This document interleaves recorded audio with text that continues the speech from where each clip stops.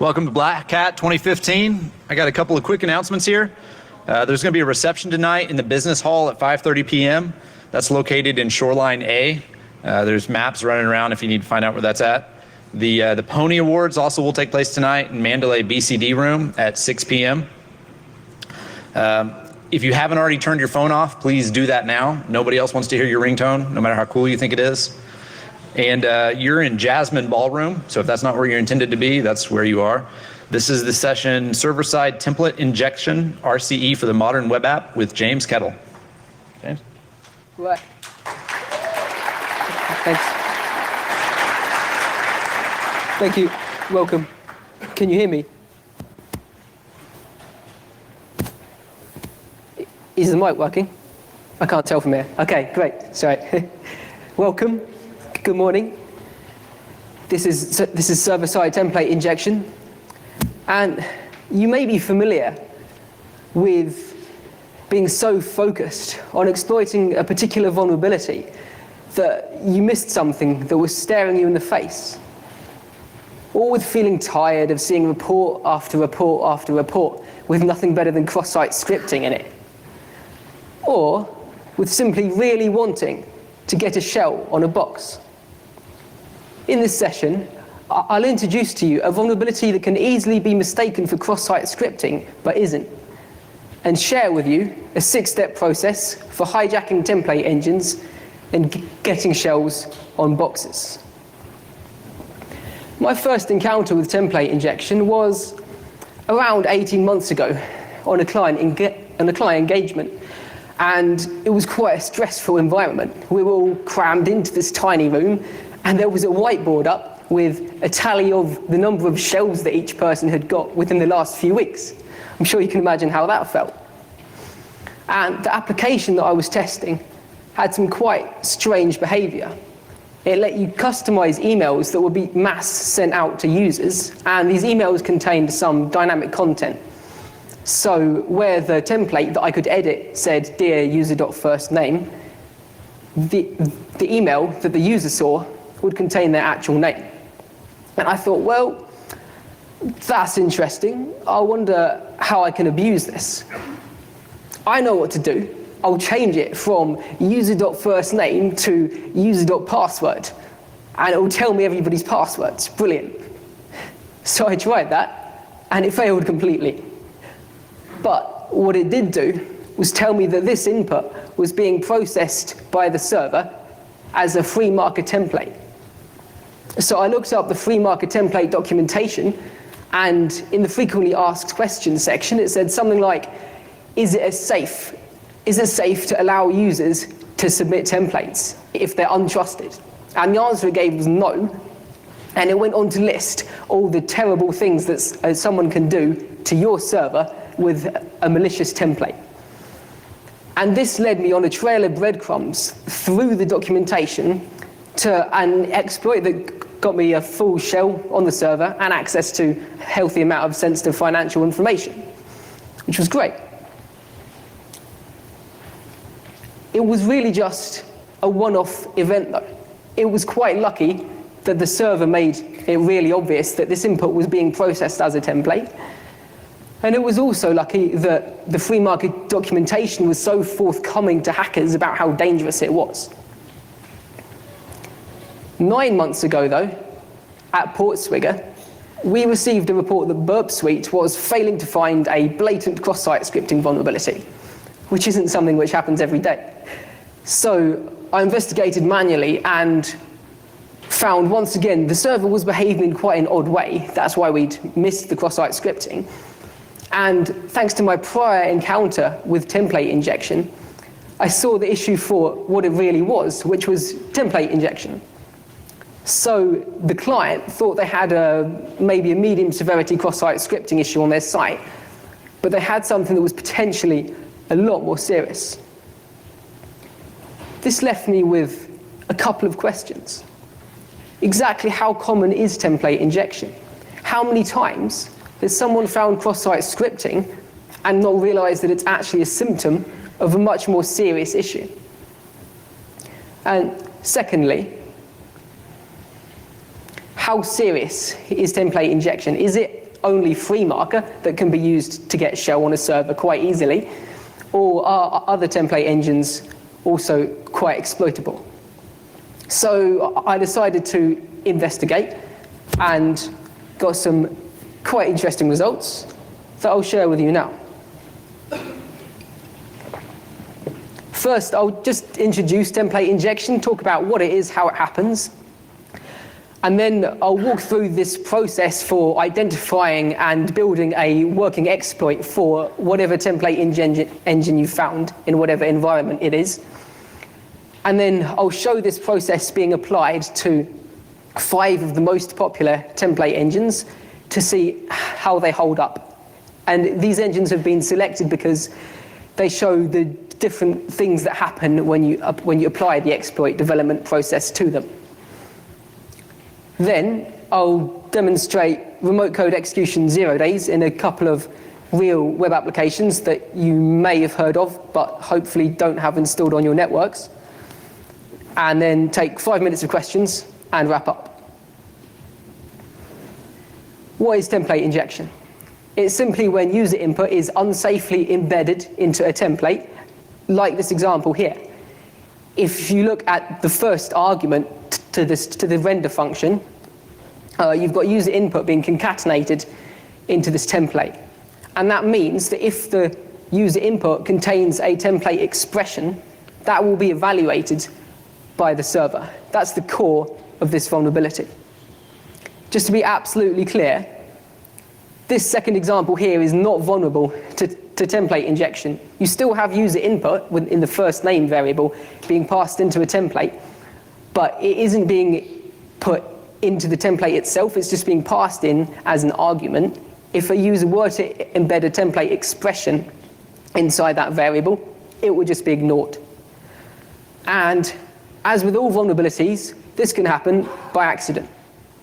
However, I've also seen it happen through developers intentionally letting users edit templates in quite a few different circumstances because they want to offer this functionality to users and they maybe don't realize quite how dangerous it is.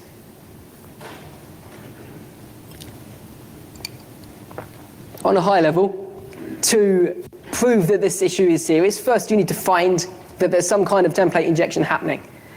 Then you need to identify what the template engine in use is exactly. Then simply build an exploit for it, which is where things get really involved. So, how do you recognize template injection, given that there are scores of different template engines out there and they're all slightly different? Well, the way to do it is to embed a template expression, and if you use something really, really simple, like 7 times 7, then you've got a piece of syntax there which will be supported by almost all template engines. So if you send that payload, highlighted in green, and look at the output, you can tell whether it's been evaluated by the server or not. And you could just repeat this for the various different common types of syntax that the template engines offer, which are listed on the bottom of the slide. There's actually a second way in which template injection can happen. The user input might not be input directly into the template, it might be being placed inside a template expression. And this is even harder to spot. It often won't result in cross-site scripting because the user input is just like a variable name. And if you make any change to this input, or any naive change, like not realizing what's going on the server, then you'll get an error message back, or you'll just get the empty string. So in order to recognize this, we need to safely close the template expression and then embed something after it. If you don't get input reflection straight off, but you do when you try to close a template, then that suggests there's some kind of template injection happening. And then you can follow up by trying to embed simple mathematical expressions and the like. So Now you know there's some kind of template injection happening. How do you build an exploit for it? You can start off with a really simple payload like this that just confirms that there is some kind of evaluation happening. And then you can build a decision tree based on the behavior of different template engines. So if that 7x7 syntax works, we know that the server must be using one of a specific set of template engines which support that syntax, one of which is Smarty. So if we send Smarty comment syntax and that payload works as well, we've confirmed that the server's running Smarty, and if that fails, then we can try some different syntax, which is attuned to a different engine, and so on. So using this strategy, without relying on something like parsing error messages that might have any kind of format, we can easily automate how to figure out exactly which template engine is in use. This is a subtree of the strategy used by Burp Suite to identify server-side template injection. So if you're a Burp Suite user, then at the end of this presentation, you'll find an update waiting for you that will automate these two steps. It will detect template injection, and it will try to identify which template engine is in use.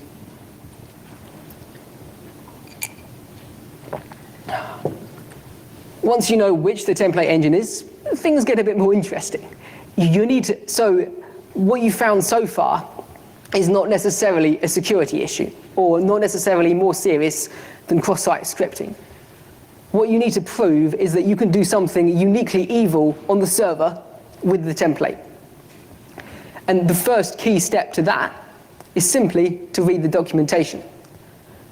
That might sound really quite lame, but often if you read the documentation, you will find everything you need to build a fully working exploit and get a shell on the server, as we'll see shortly. The key areas of interest within the documentation are, well, the for template authors section will tell you what the basic syntax of the template is, so how to do things like loop, which is going to be really useful when you're looping around all the passwords that you've stolen from the server or whatever. If you're lucky, then the template engine will also have a security considerations section. And this will list all of the most dangerous functions, which are clearly the ones that you need to pay attention to.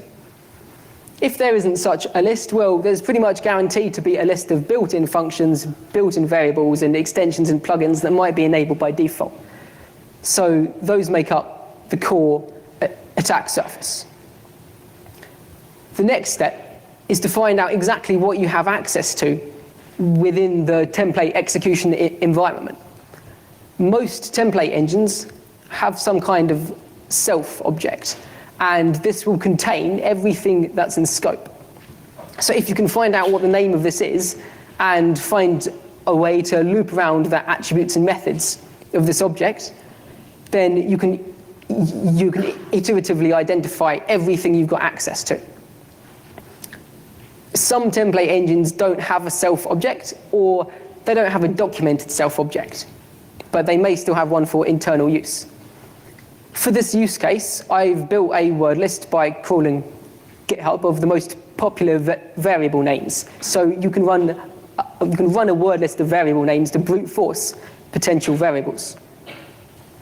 I've released this word list in the Burp intruder, and it's also being added to FuzzDB shortly. It's free. Now, once you know exactly what you have access to, it's just a case of trying to exploit it, which is your standard web application attack. Like, you might be able to exploit one of any number of common vulnerabilities. It's just that the way you're calling into them is slightly different. It's a bit like building an exploit for PHP's unserialized function. So you may be able to call some methods. You may have access to some methods, but not be able to call them unless you use other methods to get the right object references, and so on.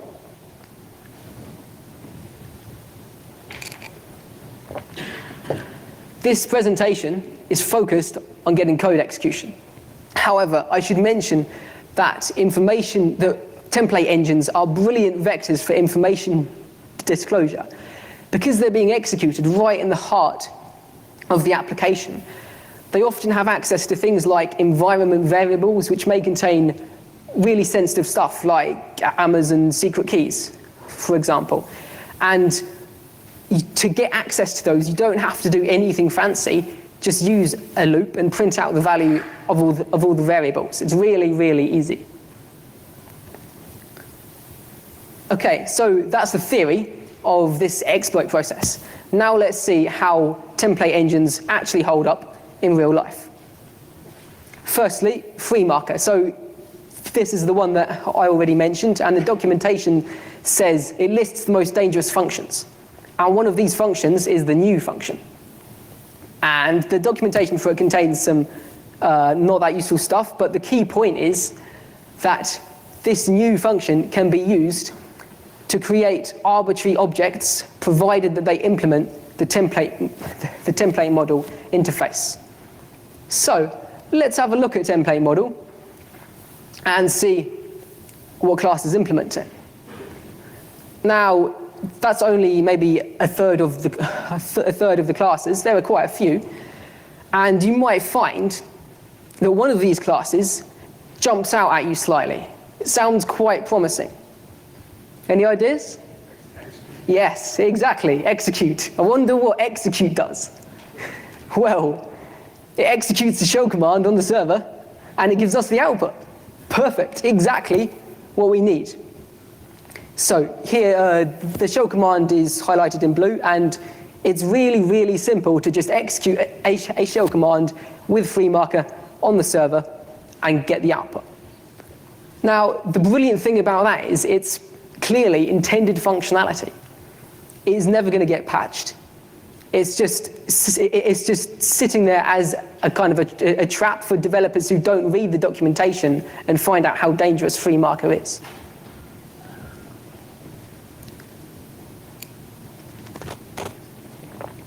That said, you can't fault the developers of FreeMarker for not making it obvious that these are dangerous. I'm not saying this is their fault in the slightest. Okay, next up, Velocity, which is another popular Java template engine. And I found the documentation here to be a lot less forthcoming. It didn't list any exploitable sounding methods, and I couldn't even find a self object. So I ran a brute force of variable names with my word list, and I found something quite interesting. If you send the class variable, then the output from the server looks like a generic Java object. So I thought, well, that's cool. Let's Google this and find out what's going on. It turns out there's an extension for Velocity, which I think is not part of core Velocity, but it is enabled by default and bundled with it. So that's why I didn't find it originally. And the purpose of this extension is for the use of Java reflection in templates. Now, so using a couple of methods of this object, we can easily get an arbitrary Java object. And therefore, it's just a matter of taking standard run-of-the-mill Java code to execute arbitrary shell commands and wrapping it with these class methods to get references to the objects so we can call them. So this command here will simply make the server sleep for 5 seconds using that shell command. And we can verify that it's executed by seeing how long it takes the server to respond. Great. But what we really want is the output of the shell command, right? Unfortunately, because this is Java, it takes quite a lot more code to get there. Note that this isn't exactly Java, this is Velocity. You have to use the syntax of whatever the template engine is and find out like what the Velocity way of looping around something is. But anyway, once again, there's no exploits in that weren't on the last slide. It's just a way of getting the output to us in a nice, easier way. And once again, we have an exploit that is pretty much using intended functionality. It isn't really a vulnerability within Velocity, although it could perhaps be better documented.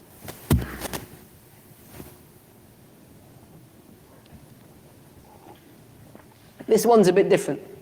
third one, Smarty is a popular PHP template engine.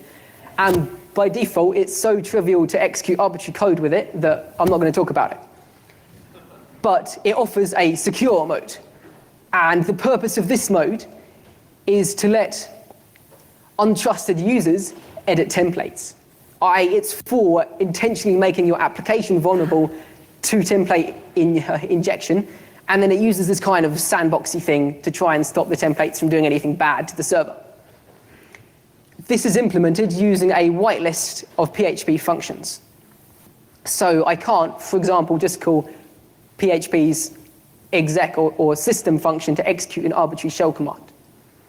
However, Smarty has a self object, and the self object has a method called getStreamVariable, which I think is for internal use, but we can easily use it to read in an arbitrary file from the server, which is a nice start. So that command just reads in self login UID to find out the ID of the current process. Cool? Even better, Smarty lets us, in the secure mode, invoke arbitrary methods on static classes, so provided they've been imported. And Smarty, by default, imports this class called Smarty internal write file with a method called write file.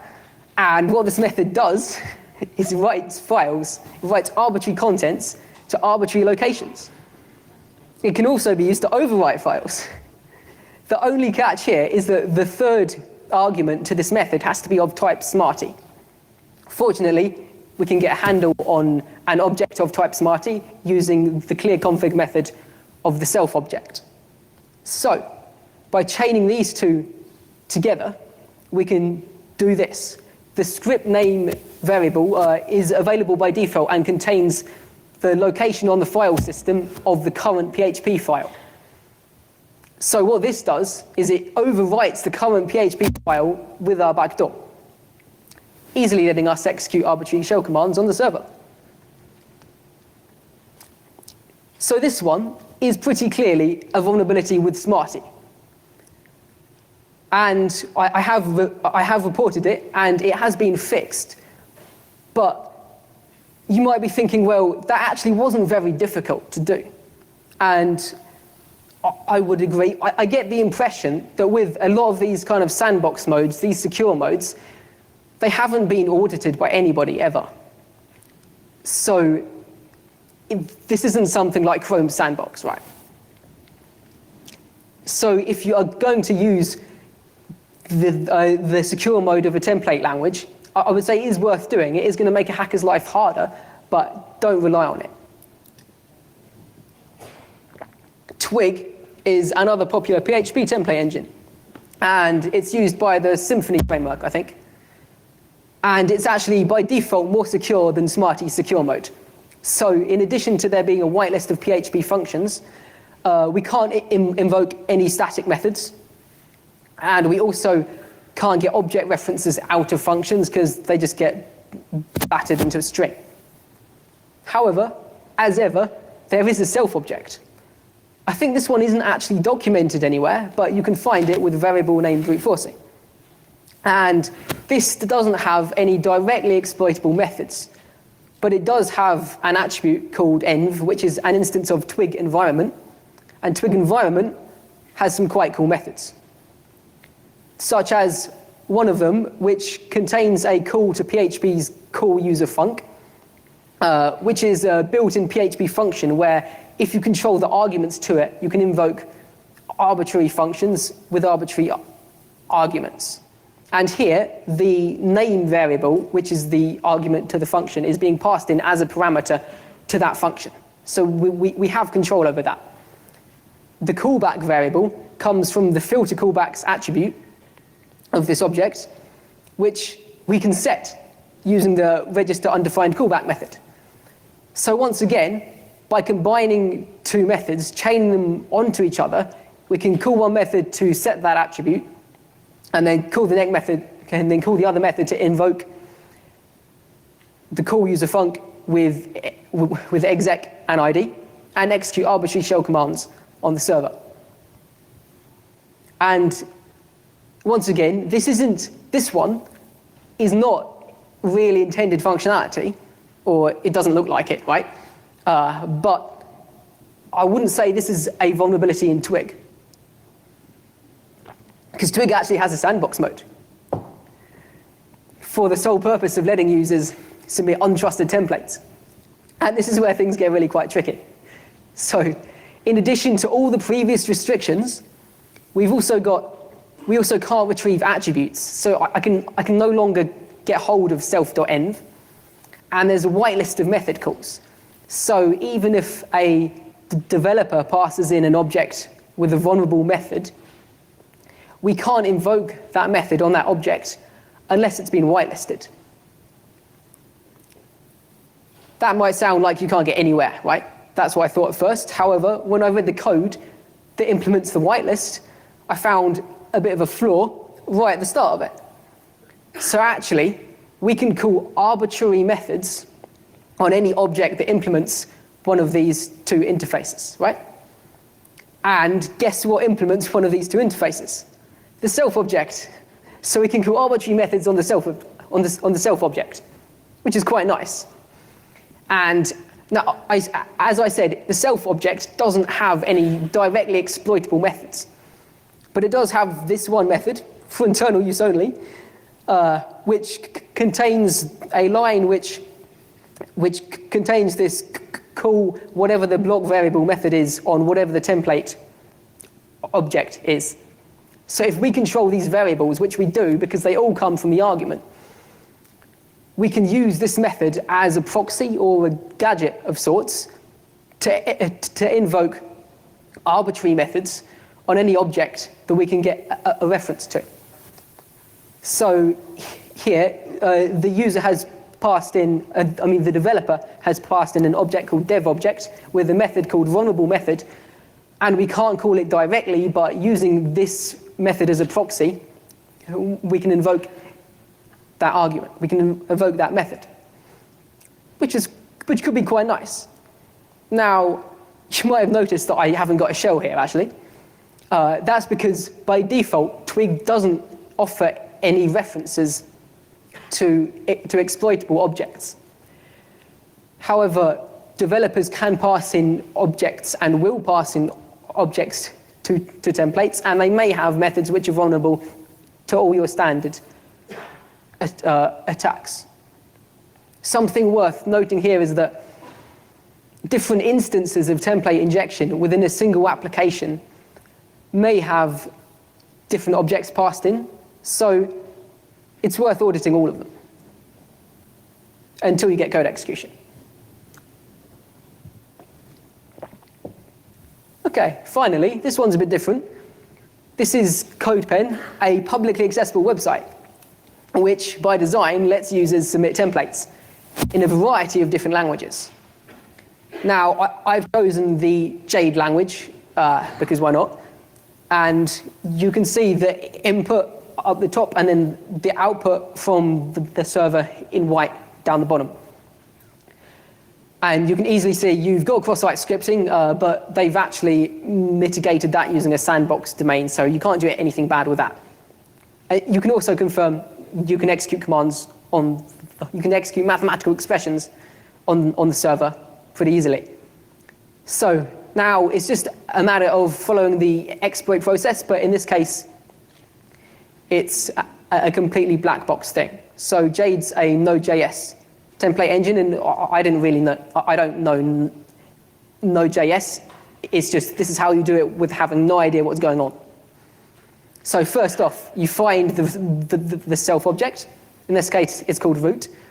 And then you find a way to loop around this object and find out all of the attributes and methods. And then you just kind of go hunting for interesting sounding things. And eventually, I ran into this, which is quite promising, really.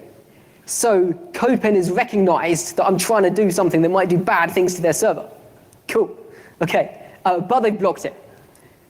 However, if you look carefully at the phrasing of this warning, you might have a suspicion that this defense is implemented with a regular expression. And it actually is. So all we have to do is take that top line, which is what has triggered this method, and split it into two statements. Okay, so this executes exactly the same command on the server. Wonderful. So now I've got access to require, so I can import external module things which can be used to execute shell commands on the server. All right, so I couldn't get the output of this shell command because Node is asynchronous and I don't understand asynchronous things. So what this does is it executes ID and it pipes the output of that to my server with netcat. So you can see the output on the bottom half. Cool. Okay. I think I've answered the question, how serious is template injection, right? It can often be used to get a shell on the server. Not always, but within pretty much any template engine, depending on what developer objects are passed in, you might find that they've introduced a code execution vulnerability. So now that leaves the question of exactly how common template injection is, right? And the true answer is I don't know for certain, right?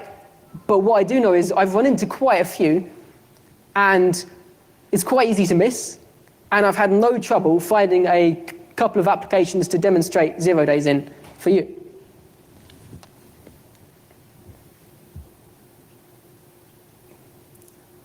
So, this is Alfresco, which is a content management system. And the great thing about this content management system is that it implements some of the pages using free marker templates, which you can see here, right? However, as a low privilege user here, because you might as well start from as low privilege as possible, I'm not allowed to edit this template. So this template makes this page, but I can't edit it. However, administrators can edit that page. And in Alfresco, I found quite a serious stored cross-site scripting vulnerability in the comment system. So that's the cross-site scripting payload that I've used there. It isn't that relevant, but so Alfresco tries to allow safe HTML, and they allow the image tag, and they think that this is an attribute with a name of the empty string, right? But what a browser sees is an image tag, some random crap, closing tag, and then an SVG thing with an event handler, and executes it. Right. And this is the free marker backdoor that I want the administrator to inject for me. So all I have to do is write some JavaScript that does some cross-site request forgery to overwrite that file that I showed with the backdoor. So it looks kind of messy, but all it does is grab the user's cross-site request forgery token and then uses it to make a same origin request to inject the backdoor, right? Great. And when encoded, it looks like that. So let's look at what happens when an administrator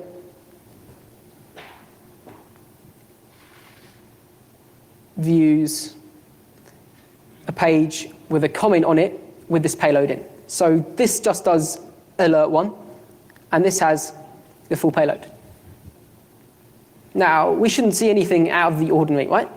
Blank document, there's like a random character down there, I'm not sure how it got there, but whatever, nothing much.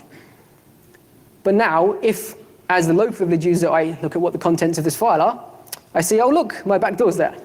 All right, so all I've got to do is put like a nice shell command here, and we've got the output. All right, cool. It's worth mentioning, thank you.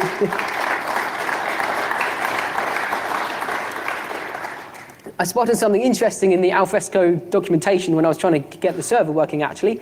It says the Linux installer may decide to disable SE Linux system-wide permanently when you run it. So that's another bonus, I guess. I should also mention Alfresco isn't an application like WordPress where any old admin can easily execute arbitrary code, right? I couldn't find any other ways to execute arbitrary code from being an administrator. And Alfresco is available as a cloud service, which suggests the same thing. Okay, cool. This server goes down This server goes down randomly, but I have a countermeasure.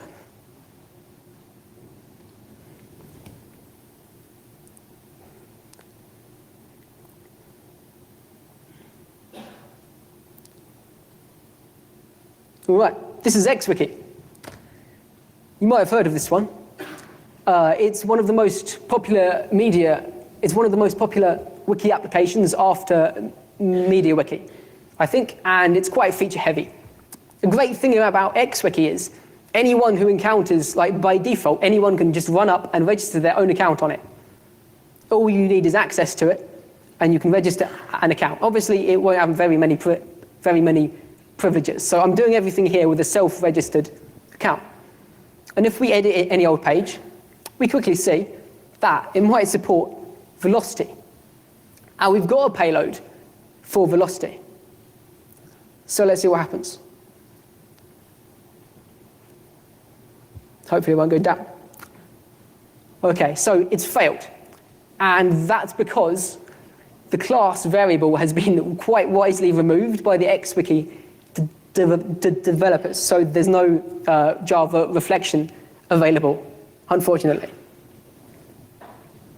So what's left to do but to read the documentation?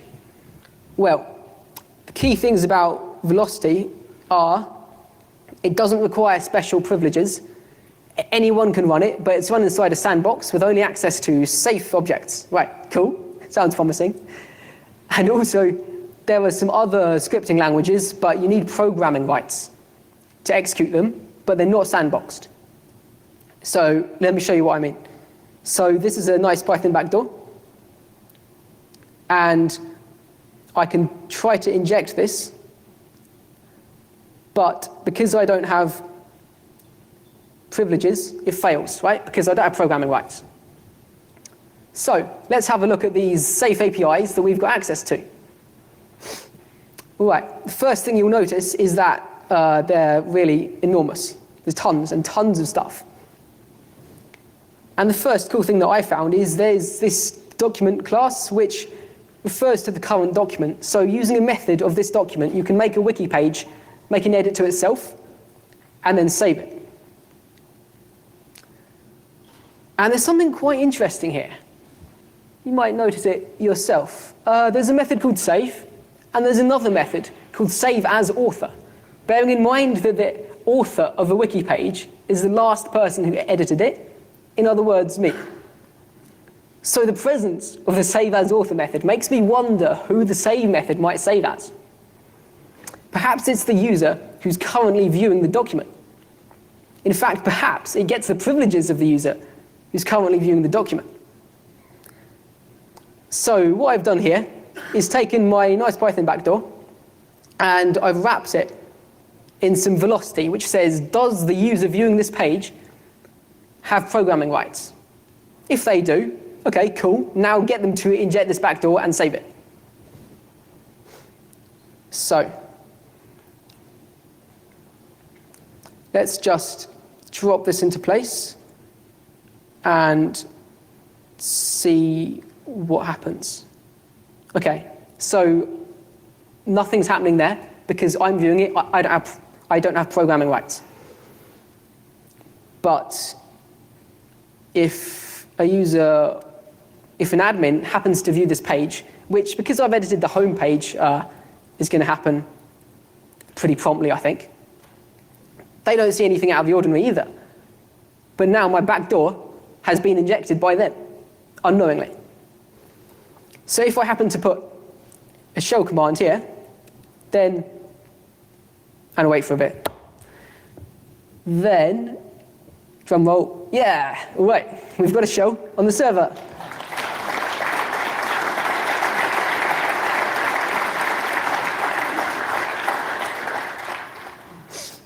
Cool.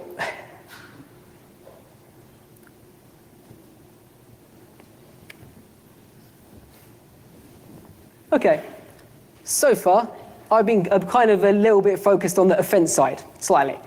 So let's have a look at what to do if your application has to let users edit templates. Say it's a business requirement, right?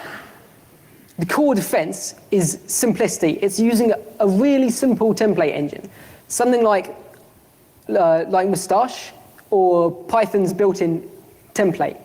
Something that basically just does variable substitution is going to offer very little attack surface. It'll be really hard to hack.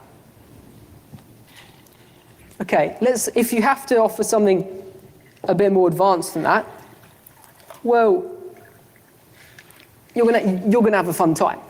But you can minimize the attack surface by using a sandbox mode if one is available, thoroughly reading the documentation to find out if there's any secret third-party plugins that make code execution really easy. And yeah, only passing the minimum number of attributes, the minimum objects, just passing the exact data you need the template to have. One method that I've seen used quite effectively, as far as I could tell, is the approach used by MediaWiki, and thus Wikipedia. So Wikipedia actually lets you embed arbitrary Lua code in wiki pages, which is something I had no idea over, and I had a little bit of a celebration when I found out. But actually, this Lua is executed inside a really heavily sandboxed environment. So, on the API level, all the methods and modules that could be used to do anything dangerous have just been removed. So it's actually really hard to do something bad with MediaWiki's sandbox Lua, even though you can do quite a few things. I say that not just because I've failed to hack it, but because as far as I know, no one else has got a shell on Wikipedia recently.